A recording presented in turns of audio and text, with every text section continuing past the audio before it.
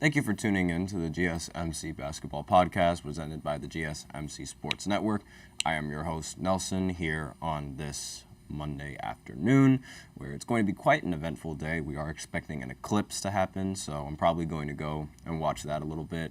And there was also WrestleMania over the weekend. I don't talk about wrestling, but if you guys want to listen and hear about wrestling, we do have a podcast channel that is strictly on wrestling, and Eric, who's the host of that show, he's probably going to cover all of WrestleMania. So if you guys are interested, definitely tune into that.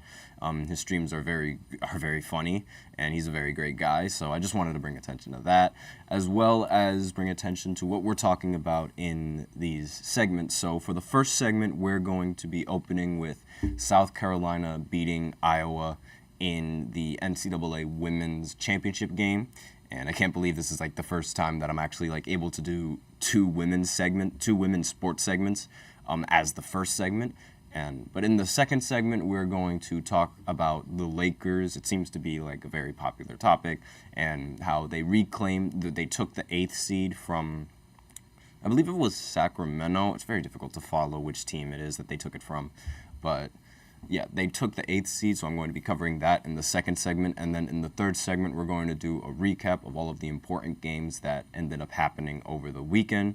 We also have a fourth segment, so go ahead and stay in tune for that fourth segment. But before I begin, I'd like to remind everybody to please use the link in the description to get your comments recognized, or the link displayed below the ticker on every single show segment. The link is GSMCPodcast.net. Really helps the show, makes the show much more interactive between myself and you guys. So once again, the link is GSMCPodcast.net. And with that out of the way, we can go right ahead and talk about South Carolina beating Iowa in the NCAA tournament. So before I start, I just want to say, this has been a whole new chapter for not just women's basketball, but for women's sports in general. It's like a whole renaissance where it's now there's much more attention being brought into women's sports and women's basketball in particular, more so than it was in prior years, which is it's about time, right? But recently, Iowa versus UConn in that Final Four game, that was the most watched basketball game that ESPN has had ever, and they've owned the NBA.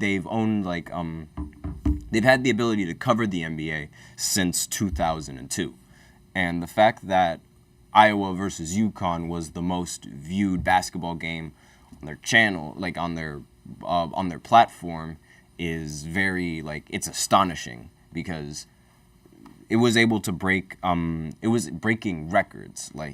It was getting more views than NBA Finals games as of recently, and it was getting more views than college football games. It was getting more views than baseball games. It was breaking all sorts of records, and we've never seen something like this before. And obviously, even in the game when Iowa went up against LSU, UConn versus Iowa ended up breaking that record that it set. And Iowa versus LSU, it outdrew every NBA game last season except for Game 5 of the Finals, every college football game last season outside of Ohio State versus Michigan and the SEC championship game, as well as every MLB game this season. So that was just Iowa going up against LSU. And the fact that Iowa going up against UConn was able to break those records again, it just shows how much attention is being brought to women's sports. And this might have, again, a majority of this might literally be just because of Caitlin Clark. As Dawn Staley, the head coach for South Carolina, she gave praise to Caitlin Clark after they won, saying, I want to personally thank Caitlin Clark for lifting up our sport. She carried a heavy load for our sport. So Caitlin, if you're out there, you're one of the GOATs of our game, and we appreciate you, end quote. So obviously, that's just giving respect where respect is due. And without her, women's basketball and women's sports probably wouldn't be where it's at right now. And it's only going to get better as time goes on, and as the mindset that women's sports aren't as good or aren't as competent as the men's sports, it's sort of dying down right now, which is always a good sign. So a little bit about the game. Caitlin Clark ended up breaking a record. I mean, she wasn't going to play her final game and not break a record. That's like almost unheard of.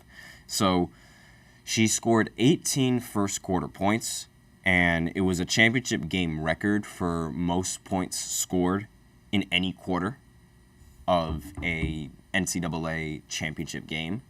And obviously, like, going into that game, I knew that she wasn't going to be the only person responsible if Iowa was going to win. Like, Iowa wasn't going to win unless they got somebody else involved. And that was sort of the difference maker between South Carolina and Iowa, because Iowa has the star power.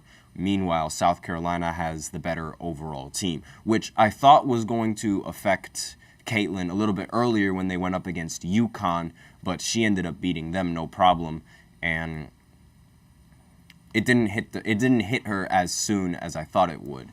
But that seems to be Caitlin's struggle, where it's like she can make it all the way, but in the end, the gap between her teammates and the other players' teammates was just much greater than the gap between her and the rest of the other players on the other team. It's like LeBron when he had to go up against the Warriors 4 straight times in the finals, where it's like he was good enough to get the team there, but against the team that just was better overall, he had no shot. And that's part of the reason why a lot of people tune in to Caitlin Clark, because she's that much better than everyone else. But it's obviously it hurts her in the long run being so much better than everyone else, because the rest of her team can't pick up the slack. Like, Camila Cardoso, who is like the center for South Carolina, was a very, very big problem for Iowa in this game. And she's 4 to 5 inches taller than most of her matchups, and it was because she's that much taller, she was unstoppable in the boards. It's like it was very difficult to box her out, and it was very difficult to do anything to stop her, because being 5-6 inches taller than the next guy is just, or the next female, is just like, it's too much to ask, especially like when you have to guard her for 48 minutes. And in 4 different quarters. It's like, it's not ideal, and it's not something that could be, that the team could take long term. And the bench point differential was really like the biggest difference maker in this game for Iowa. And Iowa's bench scored 0 points, while South Carolina's bench was able to score 37. And like, a lot of people think like it's an excuse, like, oh, Caitlin Clark was on her own. But in reality, she really was on her own in this game, where it's like, I understand she has teammates, and like those teammates, like they're very important for the success that the team had as a whole. But in the end, when it's down to the wire, it was down to like which team could generate more offense when they needed to. With 4 minutes left in the game, Iowa couldn't score. Meanwhile, South Carolina was able to score, and they were down by 5. Iowa was down with 5 with 4 minutes, with like 5 or so minutes left in the game, and they ended up not scoring a point since then, literally because they were able to stop Caitlin. And once you stopped Caitlin, it was basically game over for Iowa. And like, it was a tough way to go out, especially like if you're Caitlin. I mean, she played 40 minutes, ended the game with 30 points, 8 rebounds, and 5 assists. She took 28 shots, however, which, I mean, like, she was the only one that was taking any shots, and she seems to be the only one that's really allowed to take shots. But like, usually, like, if you look at the rest of the box scores for this team, they had only 2 other players come off of the bench, Iowa side, by the way, and neither of those players ended up scoring a point, despite, like, I mean, they only played like a combined 18 minutes. But when you look at South Carolina's side, they had an entire substitution in ready for everyone else, and they all played a considerable amount of minutes. It wasn't like just the same 5 players in the game for South Carolina. They had a much better overall team, where they ended up getting Tessa Johnson, who ended up scoring 19 points coming off of the bench, as well as several other players who were providing production from off the bench. So South Carolina, they ended up having the better team. Meanwhile, Iowa had the better star power. And in the end of the day, it's going to be the team that ends up like just being the better team than the team that has the star power. at least for women's basketball, because of how it's set up now, where it's like you're either going to have that outstanding player on your team or you don't. And you have to sort of pick your poison when going up against that.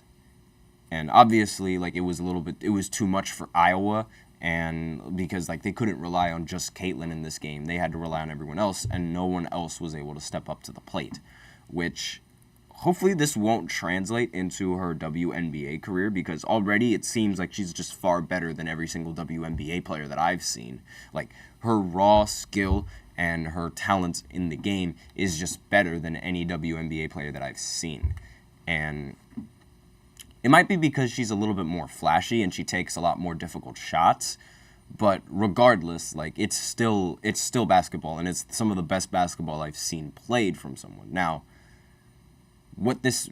on South Carolina side, they finally, like, they complete their undefeated season. I said previously that this team was going to end up being more motivated than most of the other teams to win it out, because they ended up losing early last year when they also went undefeated.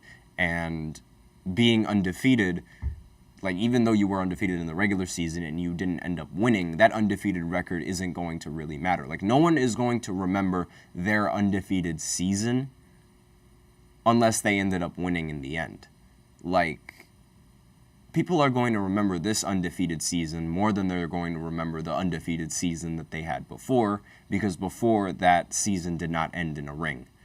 And that's really, like, annoying. It must be annoying for these athletes, because they do something that not many teams have been able to do, and simply because they don't win a ring, the media just sort of blows it off like they don't really do anything, or like they didn't really accomplish anything. It's similar to how when the Patriots, they ended up going undefeated for the first time, and they ended up losing in the end to the New York Giants. Let's go Giants. But regardless, it's like no one really takes that season that seriously because of how it ended. And a lot of coaches, whenever you're playing a game, or like whenever you're doing anything in practice, they always told me, at least, it's not how you start, it's how you finish. And that bears repeating in a lot of the things that are sports related, where people aren't going to care about how you started. They're going to care about how your chapter ends. And it must be very annoying, because now, like, they just went 2 seasons going undefeated. And if they didn't end up winning a championship in at least one of those seasons, the media was going to take it as like, oh, this just was a one-and-done team. They were just a regular season team. And they're going to try to mitigate what this team actually did in the regular season, which is somewhat unfair, because all of these players, they put their time, they put their effort, and they put their sweat and their blood into the sport, all of it just to blow up in their face, because they end up doing something that's historic, but the media doesn't really seem to care about it all that much, as they're more worried about the fact that they didn't end up winning a ring. And again, I think it's just unfair to a lot of these collegiate athletes, because it's like, sure, they didn't end up winning a ring, but look at what they've done the rest of the season. Like, the rest of the season shouldn't be counted as a failure. Instead, it should be, like, acknowledged if they do something that is unheard of. And I mean, going flawless back to back, like, for 2 years, they only lost 1 game. That is impressive. And I wouldn't be surprised if this continues going on in the future, where they only end up losing in the postseason and they always have undefeated seasons. I mean, like, if a team goes undefeated for 3 straight years in the regular season, or, like, let alone 2, don't you think that's something to, like, talk about? Like, I personally think that's something to talk about, because I don't hear many I don't really hear many college programs go undefeated, let alone go undefeated twice. And obviously that just makes you an easy target for criticism if you don't end up winning. But still, like, that should be acknowledged. And it's like a lot of teams, they try to avoid not losing. And I don't understand why they do that. Like, you'll see a bunch of, like, NFL teams and a bunch of NBA teams Like if they have a record or a streak, like a winning streak, especially it happens more in the NFL than it does in any other league. But if they are winning and they have a winning streak,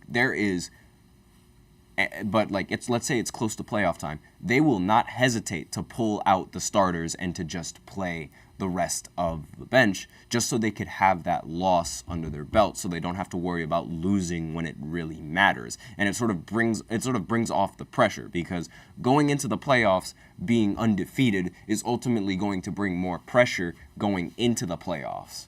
And that's something that a lot of teams look to avoid. They don't want to have that kind of pressure. But that's it on the women's segment. So with that, we are out of time for the first segment. So now I'm going to pivot to NBA basketball, where I talk about the Lakers. It seems like that is a very popular topic that everyone likes talking about, and I like talking about it because LeBron's on it. So I might as well talk about the Lakers and their situation, where they stand right now, what are the possibilities, and like what are the lowest. And I'm actually going to go in depth with it this time, as opposed to just giving like their ceilings and like their lowest points. So I will be right back after this short break. I feel like I'm losing my mind. Is everybody in the world blind? Please, Lord, give me a sign, a sign. I feel like I'm losing my mind. Is everybody in the world blind? Please, Lord, give me a sign, a sign. I wanna be the greatest. Everybody on the fake shit. I look around and feel like everybody is the fakest. I make this every day and I'm impatient, hoping one day I blow up from the basement. Statement, the top is so vacant. I don't hear shit that I think is amazing. Waiting for my day when I'm playing sold out shows for 1,000 faces. Hey, give me that crown, get in my way and to be put down. It ain't your place, all this my town. If I want that shit, then I'll get it right now. I'm losing it, the noose it fits, some losing shit, a stupid myth. You choose to live or choose to dip, you choose to fight or lose your grip and lose a gift. Oh. I feel like I'm losing my mind. Is everybody in the world blind? Please, Lord, give me a sign, a sign. I feel like I'm losing my mind. Is everybody in the world blind?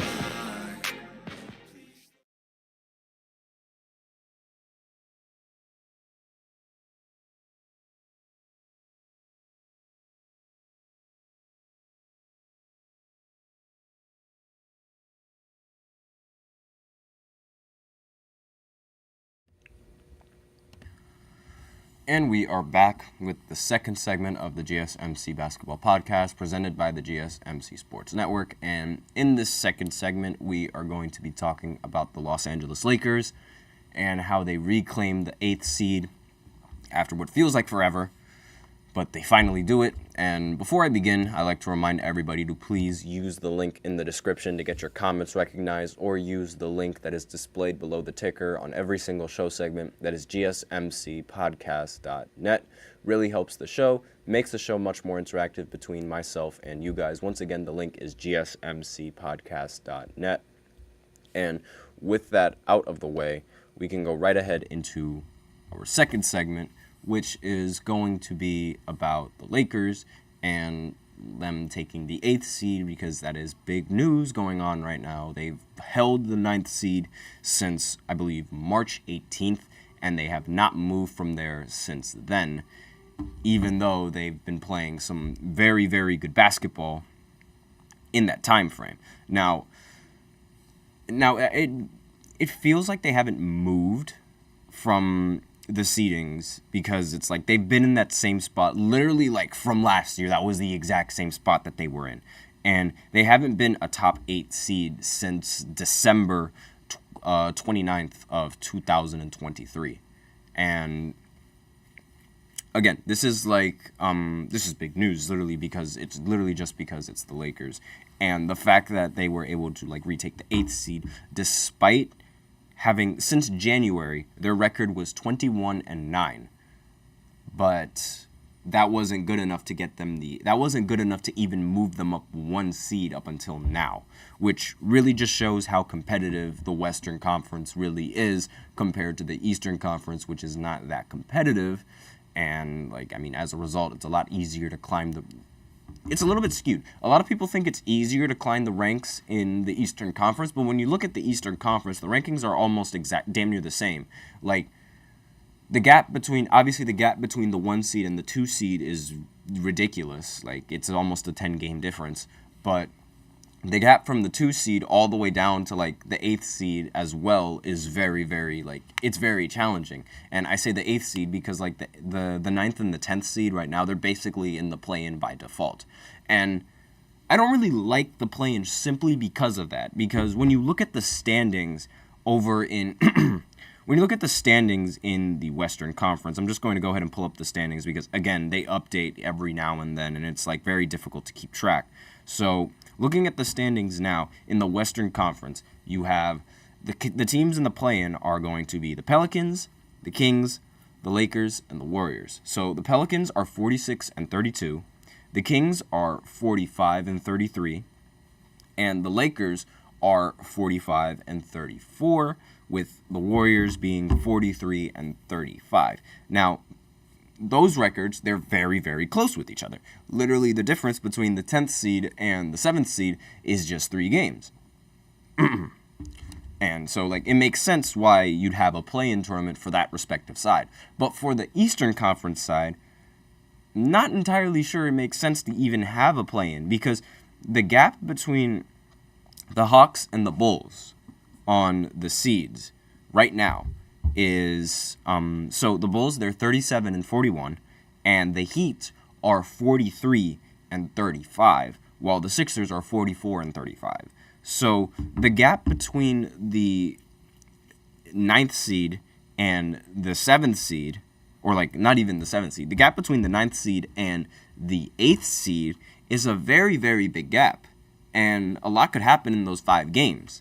And I think 5 games is like an even amount of like or it's a fair amount to sort of like scale like how many games is like the difference. Where it's like it's not like it's 3 games where like any of those 3 games could be the outcome. It's literally 5 whole games, and having a play-in game literally just for those 2 teams to like have a chance of making the playoffs, I don't understand that. I don't understand it at all. Simply because it's like they're already out of playoff contention, and it's not like they would be able to do anything to be able to catch up to them at this point. Given how the teams are now, like how the Heat are and how the Sixers are now compared to where the Bulls and the Hawks are at now. The Hawks are injured. They do not have their best player in Trae Young. And the Bulls, they also don't have their best player with Zach LaVine. So why even bother having a tournament with those 2 teams? I don't understand. Like, in that instance, if the game difference is literally like a 5-game difference, I feel like the in-season tournament should only be, not the in-season tournament, the play-in tournament, it should only be reserved for the 7th and the 9th seed, where their games are actually close, and we might even see a tie between them. And that would determine who gets to play the Celtics and who gets to play the Bucks, which technically should be an easy upset depending on who you go up against. Well, like, not really, it should be an easy upset for the higher seeds, but with how the Bucks are doing and with how the Celtics usually struggle, not entirely sure. So there's a little bit more of like a what could happen. Like, we don't know what would happen in the Western Conference as opposed to the Eastern Conference, where we know, okay, I mean, it's most likely that the Sixers and the Heat are going to be the teams out of the play-in of the I keep saying in-season tournament, the play-in tournament. And when you look at it over on the West, it's like any one of the teams from the 7 or the 10 could easily make it to the 4th or the 5th seed if the other teams end up start lacking. And it's completely different because it's like, I mean, the rest of the teams are much more condensed with each other. So with that in mind, what are the possibilities for the Lakers moving forward? What are the absolute best scenarios? What are the worst scenarios? What could happen? What might not happen? I'm going to go over all of that in how much time do we have? Okay, so we have around 5 to 10 minutes. Still a really good time. So I can definitely do all of that. So right now, I mean, I said the Lakers were taking the 8th, like, they took the 8th seed, but, like, we have to wait for the Kings to play this game in order to, like, determine exactly, like, where their standings are completely, because now, according to Fox, it says that they're the 9th seed, which doesn't make any sense, because I literally looked at it before, and they were the 8th seed, but I digress. So, we're just going to say, for argument's sake, that they hold the 8th seed for now. We're just for argument's sake. So, they hold the 8th seed, and it could be one of two teams that they face as an 8th seed. Either they face the Pelicans off rip, like in the first round of the play-in, or they face against Phoenix in the play-in. Now, I think they wouldn't like any of those matchups, but if I had to pick one that they would rather go up against, it would be the Pelicans now. Because Brandon Ingram, he still hasn't come back from his injury over with the Pelicans, is, if I remember correctly, looking at I'm just going to look at the box scores real quick. Yeah, Brandon Ingram was not playing when they went up against the Phoenix Suns. So I'm going to assume that he's going to be injured throughout the playoffs and once the play-in tournament arrives. So I feel like the matchup that they're going to want is going to be the Pelicans, who right now sit at the 7th seed. Again, 7th seed and the 6th seed, they usually flip-flop between each other. And that seems to be the most likely matchup that they're going to go up against. If it's not going to be the Pelicans, then it's going to be would the Kings be able to? No. If it's not going to be the Pelicans, then it's going to be the Suns, which is going to be the matchup that they do not want to play, that they don't want to mess with, simply because, like, I mean, it's Phoenix, and, like, Phoenix has ridiculous star power, and I feel like the Lakers, they don't have enough star power to be able, or enough defense to be able to stop their star power, and I feel like eventually, like, the Suns, they're going to end up outscoring the rest of the Lakers faster than LeBron can outscore the rest of the Suns. And that's going to ultimately be, like, that's like their death sentence in the play-in picture, which is something that they don't want to go up against. Now, if by some miracle the Mavs end up losing out and they end up falling into that play-in spot, they could also potentially face off the Mavs, as they are the 8th seed and the Mavs are the 7th seed. And that would also not be good if you're the Lakers, given how there's not really many players on the team that can stop Kyrie Irving and can stop Luka Doncic, and let alone players in the league that could stop either of those guys. And asking the Lakers to guard both of them is just a ridiculous task, and I don't think they're going to, I don't think they're going to have enough to be able to stop that.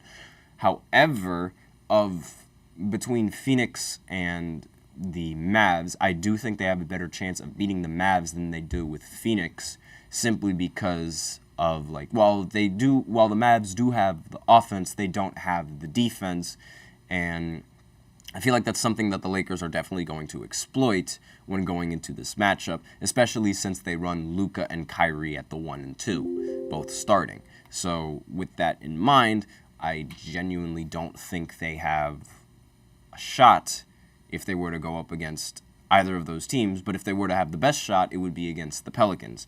Now, let's say the situation is how it is right now, where they are the 9th seed and they have to face the Warriors as the 10th seed. Now, regardless, whichever team you are, if you're the 9th seed, you're going to go up against the Warriors. And in the spot where the Warriors are at right now, I don't think the Lakers should worry about them, in the sense that I think the Lakers, they can beat them. They've beaten the Warriors before. LeBron has shown that he can easily beat Curry on an even playing field. And I don't think the Warriors, they have enough star power and they don't have enough offense to be able to keep up with the Lakers, because while Steph Curry is good, there are times where he ends up cracking under the pressure of these important games, and I feel like that's going to take into effect in this play-in game. And not just his play, but the rest of the Warriors' play as well is going to take into effect, and I don't think the Warriors are going to be able to keep up with the Lakers as a team, especially since the Lakers have already beaten them before. Now, since they are the 8th seed, that would mean they have to play another, well, no, not the 8th seed. Since they would be the 9th seed in that situation, they'd have to play another team in the play-in again just so they can clinch a playoff spot. And that could be, again, it could be between either the Kings, it could be the Pelicans, it could be the Suns, it could be the Mavs, and it's all dependent on the situation. And I think the team that they have the best chances are the Kings, due to the Kings' inexperience and the matchup. Actually, no, I take that away. If it were the Kings that they go up against, they would not win simply because Sabonis has a flawless record when going up against Anthony Davis.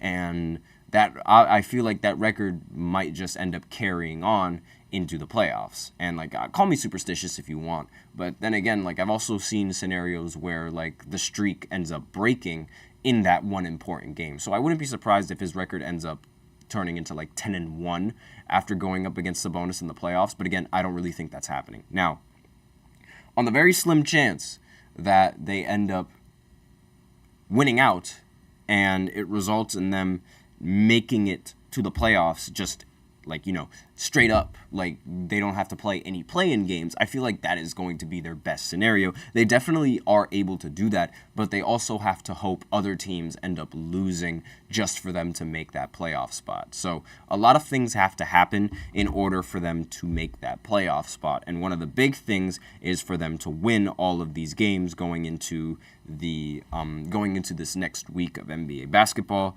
They recently lost to the Timberwolves, which ultimately hurts their matchups and ultimately hurts their chances in the standings. But they play the Warriors tomorrow, then they play the Grizzlies on Friday, and then on Sunday they end their season by playing the Pelicans. So looking at their record right now, Phoenix is only one game above them, and they are the 6th seed. So assuming the Lakers are able to win out and the rest of the teams, the Kings, the Pelicans, and the Suns, they don't end up winning out, there is a possibility that the Lakers could even make the 6th seed, and they would have to play between either the Thunder, the Nuggets, or the Timberwolves. Again, those are subject to change depending on how the rest of the season goes. But the matchup that they do not want to be playing against when that does happen is Denver. And the matchup that they do want to go up against is the Oklahoma City Thunder. Of all of those teams, I feel like the Thunder are probably the most beatable team in that top 3. But those are my opinions. Those are like the standings, like where they're at right now with the Lakers. And with that, we are out of time for the second segment. So now I will go ahead and pivot to the third segment, where I talk about all of the NBA basketball games that went down yesterday. And there aren't going to be games tonight because of UConn going up against Purdue. So maybe I'll talk about that a little bit, but I highly doubt it. So I will be right back after this short break. Looking for your daily fix of sports talk without having to pay for it? GSMC Sports Network is available on YouTube. Just search GSMC Sports Network. Get your fix of daily sports talk shows on YouTube, absolutely free. NFL, college football, NBA, MLB, MMA, UFC, fantasy football, and so much more. GSMC Sports Network has shows running all day long, with new sports shows starting every 2 hours. Just like on your favorite cable sports channel, except GSMC Sports Network is absolutely free. Just search GSMC Sports Network on YouTube to catch one of your new favorite shows, like the GSMC College Football Podcast, Chip Shot Football Podcast, Hoops and Heels Women's Sports Podcast, GSMC Basketball Podcast, and so many more. Check it out for yourself. GSMC Sports Network, now available on YouTube absolutely free. Search GSMC Sports Network on YouTube right now.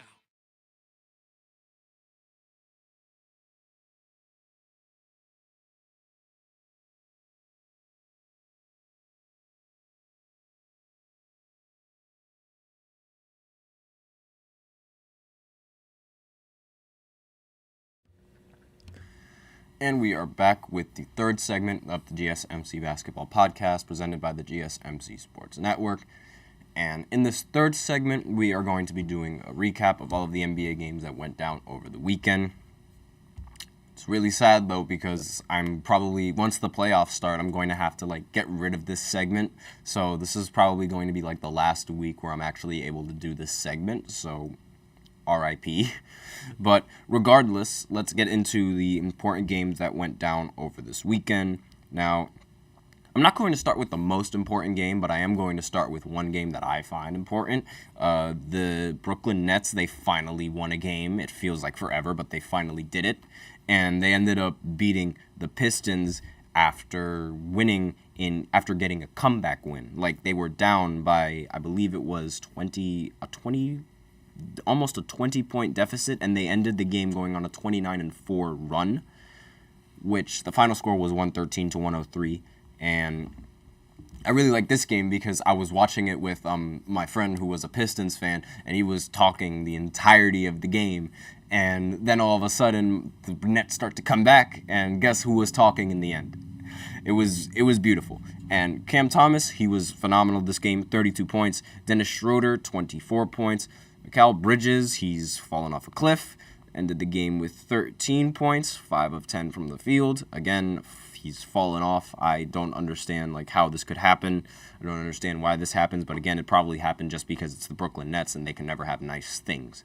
But one of the more important things that I want to talk about is, remember in the last episode like literally on Friday of last week, I did a segment talking about Doc Rivers and his situation with the Bucks and how they were 15-15 since he got hired as their coach.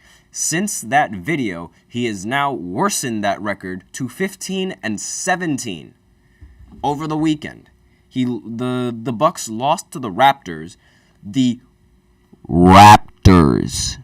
They're a rebuilding team. They don't have any core like star on the team. Like, they don't have that definite guy like they used to with Scotty Barnes after his injury, and they were able to beat this Bucks team. And this Bucks team was completely healthy. Well, apart from not having Giannis, regardless, this was a team that was expected to win and came in as almost double-digit favorites, and they ended up losing in an embarrassing fashion. And I get it that Giannis wasn't in this game, but it doesn't matter when you have someone like Damian Lillard who's able to lead the offense. He ended the game with 36 points and 10 for 24 from the field. I don't know why he only decides to have 30 points when Giannis isn't playing, but that is more problems for the Bucks that they still haven't fixed yet. And it's not like Doc Rivers fixed it. Gary Trent Jr. ended the game with 31 points, and Emmanuel Quickley ended the game with 25 and 11, along with 9 assists. Again, these types of performances from these types of players, they're few and far between, and they seem to only happen when Doc Rivers is the coach. I don't understand what the deal is, but it only happens when he's the coach. It literally only happens when he's the coach. And this isn't the only team that they lost to. They ended up losing in a blowout to the New York Knicks, who aren't a completely healthy team. They just found out that Julius Randle wasn't going to return for the season, and they lost 122-109. So another embarrassing loss for this Milwaukee Bucks team, and this time they were completely healthy and they had Giannis in the lineup, along with Damian Lillard. Damian Lillard ended the game with 23 points. Giannis ended with 28, 15, and 8. And let me see what they shot from. Dame shot 4 for 11 from the field, 1 of 7 from 3. Again, not very good performances in order to, that haven't really been addressed with Damian Lillard yet. He's still having this struggle with playing with Giannis.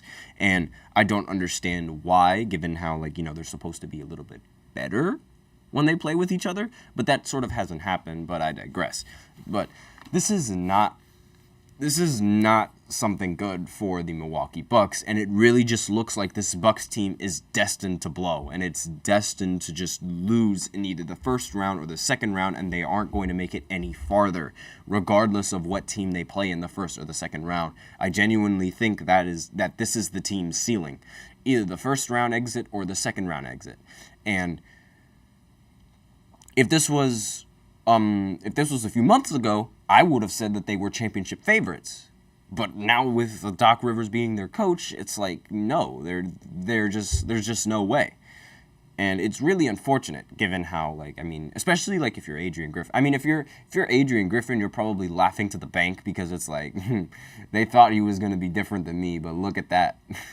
And it's like, I don't understand, like, how a team could fall this far from grace. And that's just me, though. Now, the Houston Rockets ended up taking the Dallas Mavericks into an overtime game where the final score was 147-136. With this loss, the Houston Rockets have been eliminated from the playoffs entirely, and therefore looks like the Warriors don't really have to worry about Houston coming out to play. Now, final score, again, 147-136, and Luka Doncic ended the game with 37 points, 12 assists, and 9 rebounds. It looks like he has a chance of being able to snag the MVP from Jokic if the voters are suffering from voter fatigue and voting for Jokic the previous few years. And again, we'll see how that turns out. Kyrie ended the game with 48 points. PJ Washington ended the game with 14 points and 13 rebounds. Derek Jones Jr. ended the game with 10. Daniel Gafford ended the game with 6. And Dante Exum ended the game with 14 points, as well as hitting the game-tying 3, which sent the game into overtime. And again, this Mavericks team has just been on a roll. The Houston team was on a roll for a little bit, but they ended up slowing down towards the end when they really needed to. And I think, honestly, that's just like the pressure of like the media getting to them, because before, when they were hooping and they were winning, there wasn't that much attention or pressure coming in from the media. And that's a common theme with a lot of these teams that end up doing well for a short point of time. And like we saw it with the Cleveland Cavaliers, we saw it with the Los Angeles Clippers, and we're seeing it now with the Houston Rockets, where all of these teams, they're doing really well. And then when they start doing well, they start getting the hype. And then after they get the hype is when they start to sort of get a little worse and worse. And I feel like that's all just down to media and pressure. And again, it's normal, because it's like, I mean, they aren't used to having the media and all eyes constantly be on them and their games and their situations. So once that's added onto a player, it's already going to take a tank, especially with how young the team is and how they're just not ready to handle the pressure yet. But this team so far, I mean, I think Houston's going in the right direction with this team. And if Jalen Green can play like how he was playing before when they were on that 11-game winning streak, then this Houston Rockets team has a chance to be very dangerous, especially when Sengun comes back after his injury. But regardless, they were still not a team that was expected to do much, and I feel like they ended up doing a lot more than what was expected of them, given how they had a chance of actually making the play-in towards the end of the season. Now, let's see, what other important games? The Pacers, they recently knocked off the Miami Heat in a 117-115 win, so it was a very close scoring game, possibly a future playoff matchup. We'll see how the standings go. We have no idea. The Pacers, Tyrese Halliburton, he ended the game with 12 points. So he's really slowed down for the Pacers. And what was thought of to be like, their franchise point guard is now sort of seen as like, the playmaker for this elite offensive team. And it's not more so like, Tyrese leading the Pacers. It's more so the Pacers just being the Pacers now, as opposed to Tyrese Halliburton. And I honestly think the in-season tournament, it's sort of given Tyrese Halliburton that clout that he didn't really need. And it ended up backfiring, because I've said several times that Trae Young is better than Tyrese Halliburton. He's more consistent than Halliburton. And so far it shows with how this season has unfolded. And Miles Turner, he ended the game with 22 points, 13 rebounds. Siakam ended the game with 18 points.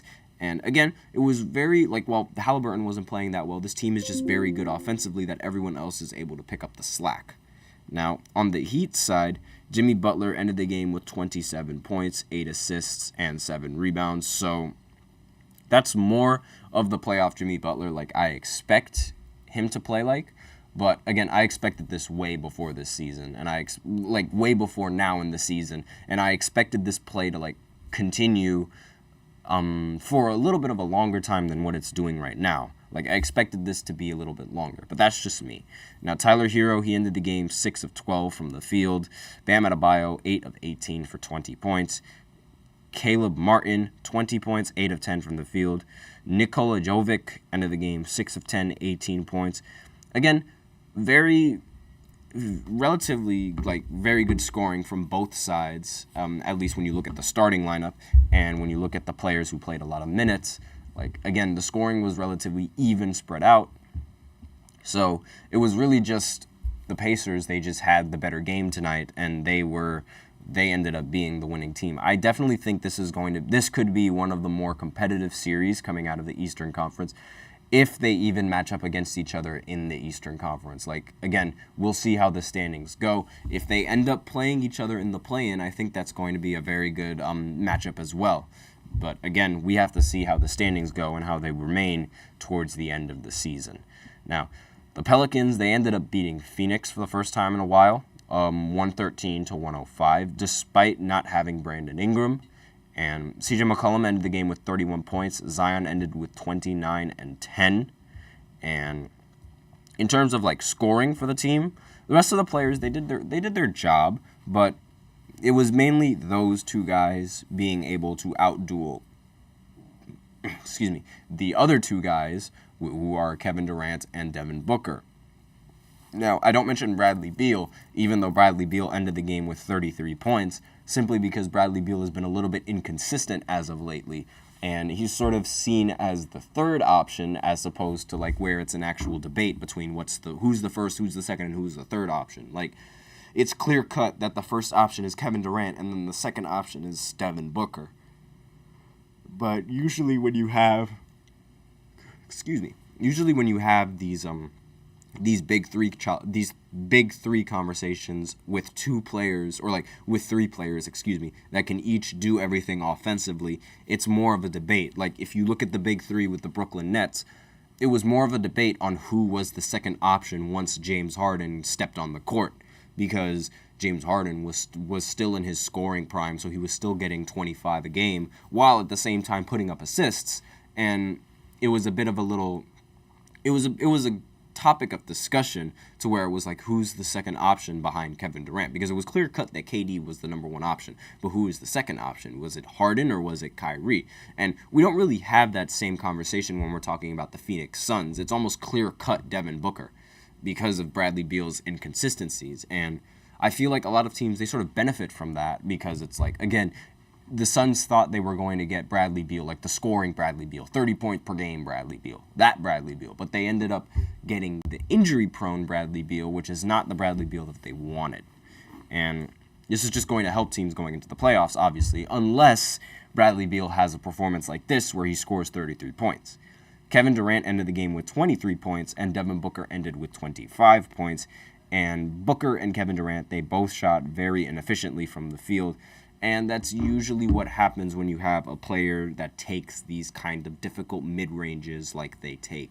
Because their shots, the shots that they try to hit, they're not easy shots to replicate, and they're not easy shots to hit consistently. And when your offense is derived from taking difficult shots, that just plays into the playoffs. So, a little bit of food for thought, and part of the reason why Brooklyn wasn't able to do anything with Kevin Durant and Kyrie Game 2. If you guys know what happened in Game 2, then you know what happened in Game 2. I'm not going to talk about that. The Clippers, they ended up beating the Cleveland Cavaliers in a very close game. Paul George ended up winning the game for them, getting the clutch block on one end, and, well, actually, technically, it was getting the clutch ankle breaker on one end of the floor and hitting the game-winning shot, and then getting the tough stop on the other end to win the game in the end. And it was kind of ironic how it was Paul George hitting the game-winning shot, because usually when Paul George in the final minutes, usually it's the other team that ends up making a shot over him. But this time it was him who was on the other end of that highlight, where he ended up breaking, I believe it was Evan Mobley's ankles, and ended up shooting a step back mid-range for game. And then coming down the other end, he gets a clutch block to seal the win.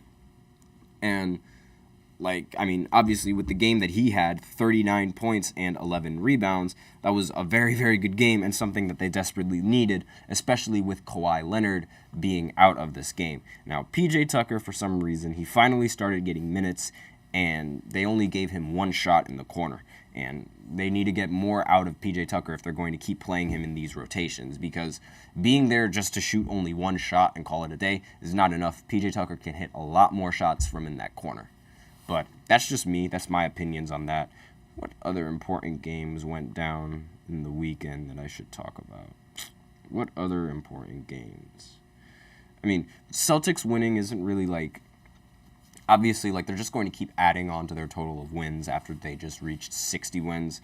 And there's not really much that needs to be talked about with that. There's also not really much that needs to be talked about with the Nuggets beating the Hawks, given how, the Nuggets, they're just the better team. And, the Sixers beating the Grizzlies. Again, the Sixers are just a better team. Even though Tyrese Maxey, there was no Joel Embiid, and Tyrese Maxey had to go off in this game. Actually, no, it wasn't the game against the Grizzlies. It was the game against... Let me just go right ahead and check real quick. It was the game against the Spurs. That's right, excuse me. Tyrese Maxey ended up going off against the Spurs, where he dropped 52 points, 7 assists, and 5 rebounds without Joel Embiid in the starting lineup. Again, it was a double overtime game, but this was also just more proof that the Sixers, they ended up rushing Embiid back from his injury, because here he is not playing in this final game when they really needed him to play in this game against the Spurs, as well as him not playing in the game against he did play in the game against the Grizzlies, excuse me, but him sitting out in this recent game, I understand it's the Spurs. They're the worst team in the Western Conference, but your team desperately needs this win to avoid you playing more games than you have to in the play-in, and I don't understand why he just chose to sit out in this game.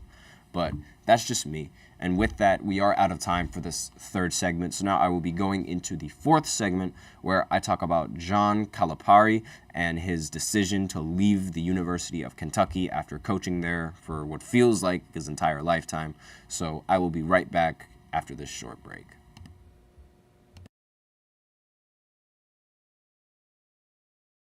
For the best and latest podcasts available anywhere, go to the podcast app on your cell phone and type in GSMC to access free content-rich podcasts on health and wellness, book reviews, sports, entertainment, relationships, social media, movies, technology, finance, and even weird news. Subscribe and download the GSMC Podcast Network's family of shows, available everywhere podcasts are found.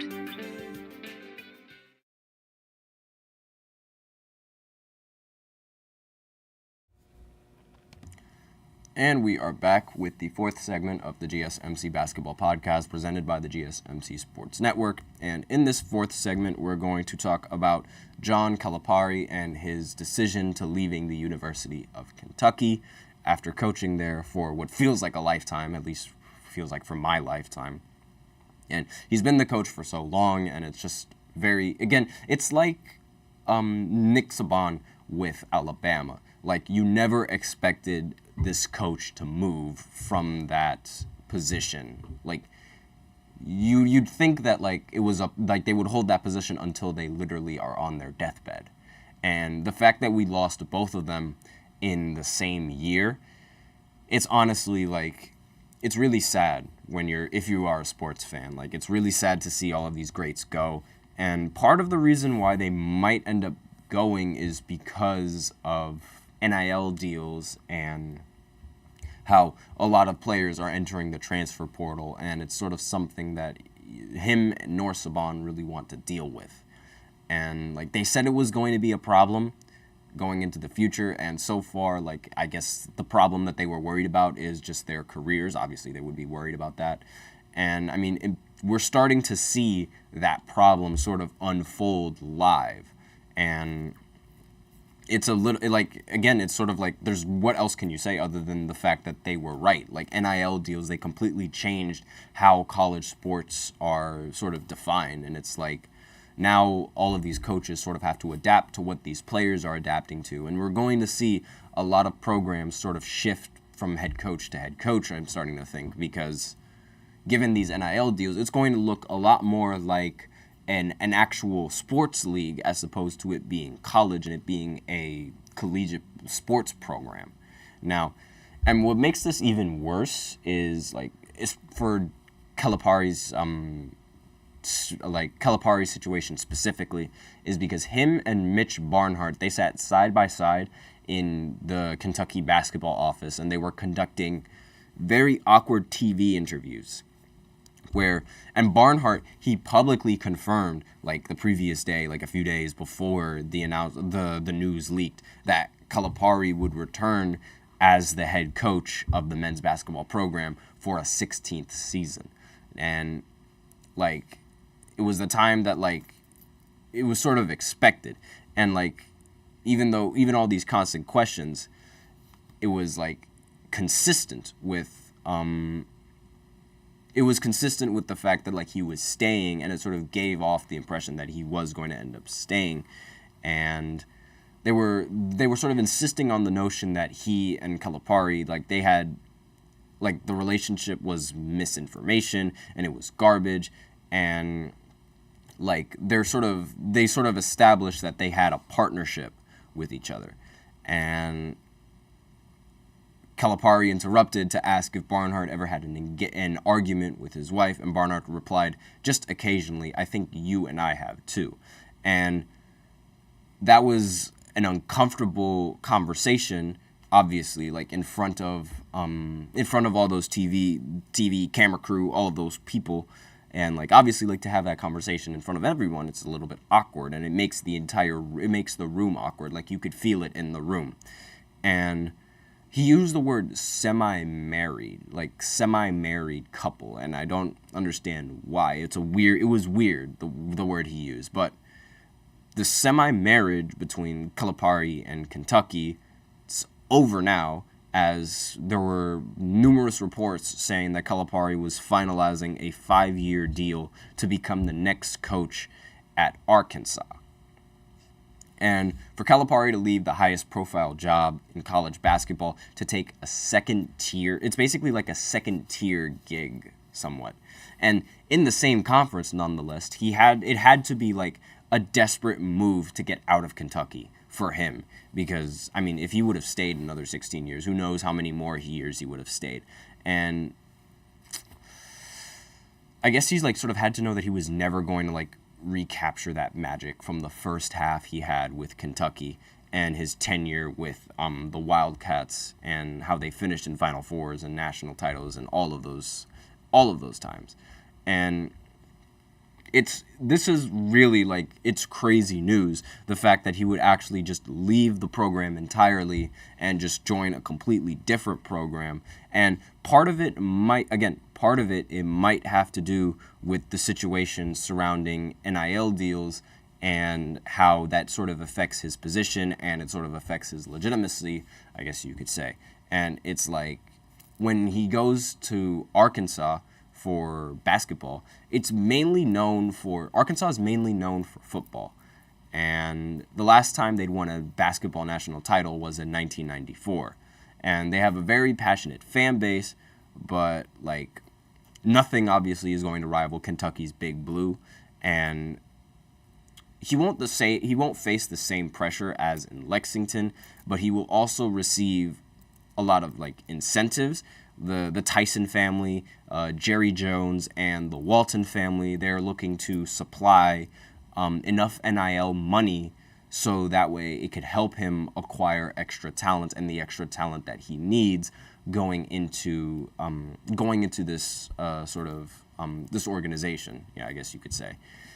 And again, that if NIL deals weren't a thing, this conversation probably wouldn't even be happening right now, and this topic probably wouldn't even be happening, because I'm fully convinced that he joined this team strictly because of the assets that he was going to get if he did join this team. Because Jerry Jones, the owner of the Cowboys, it's known that he has a lot of money in that bank, and he is willing to give that money to any kind of sports organization that he's sort of affiliated with, just to see them thrive. Because Cowboys fans aren't going to like it when I say this, but he is a good GM. Like, he is a good owner. He constantly gives the Cowboys the money that they need.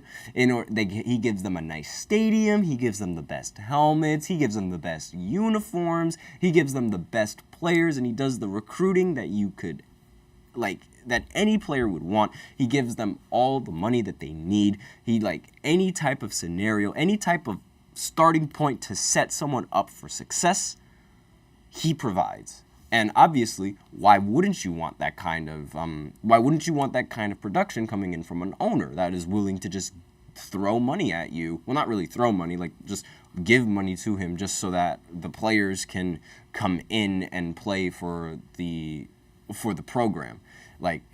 Obviously, you'd want someone like that on your side. It's just, with the Cowboys, what can go wrong will go wrong, and it's just they can't make anything out of the pieces that they're given. So it's not Jerry Jones's fault. It's the Cowboys being the Cowboys. But I'm just going to take my argument when I can.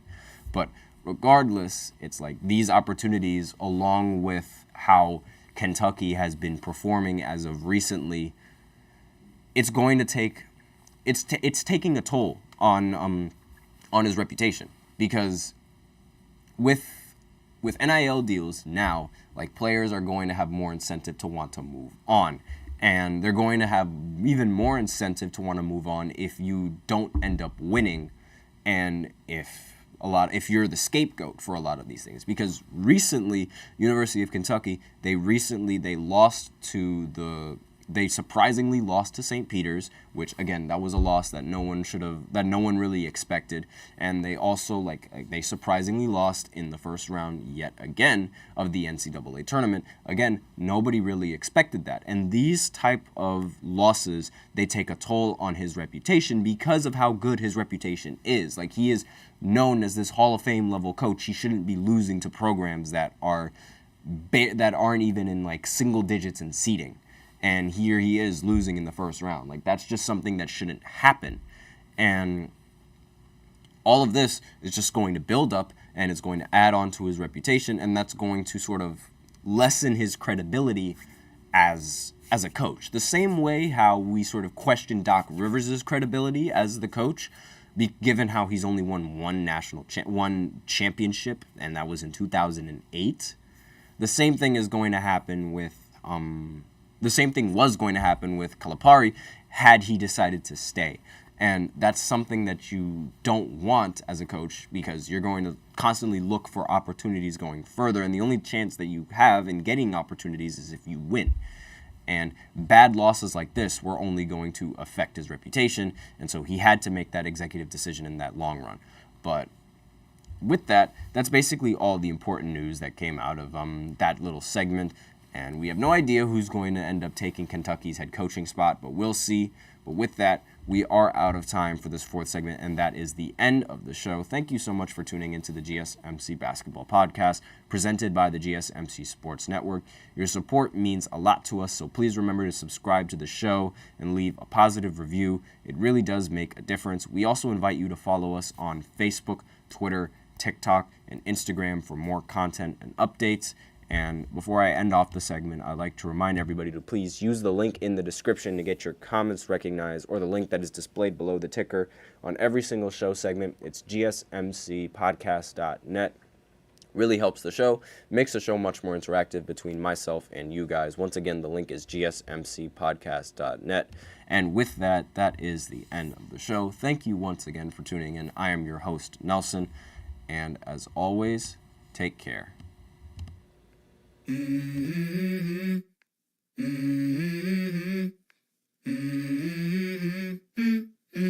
Let's go. I wake up to a little bit of drool on my pillow, feel like it's gonna be a bad day. Yeah, I'm tired of shit, and the coffee ain't